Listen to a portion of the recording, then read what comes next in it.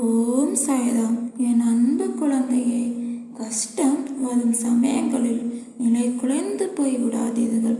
நடப்பதை ஜீதனிக்க முடியாமல் திண்டாடாதீர்கள். எதையும் நம்பி யாருமில்லை என்று தைரியம் அடையுங்கள். இறைவன் ஒன்றை எடுத்துக்கொண்டால் இன்னொன்றை தராமல் இருக்க மாட்டான் என்று நம்பிக்கை வைத்திருங்கள். அமைதியாக அந்த இன்னொன்றை தேடுங்கள்.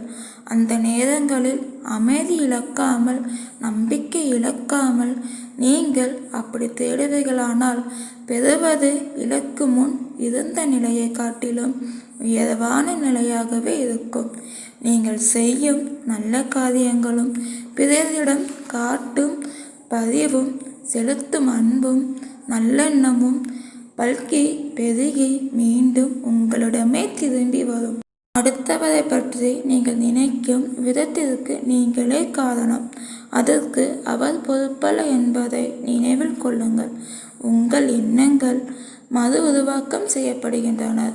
உங்களுடைய மௌனமான எண்ணங்களையும் உணர்ச்சிகளையும் குறிக்கும் உங்கள் அகம் சார்ந்த பேச்சு உங்களிடம் மற்றவர்கள் நடந்து கொள்ளும் விதத்தில் வெளிப்படும். ஓம் சாய்ராம். ஓம் சாய் ஸ்ரீ சாய் ஜெய் ஜெய் சாய். ஓம் சாய்ராம். எல்லாருக்கும் வணக்கம். சாய்ராம்.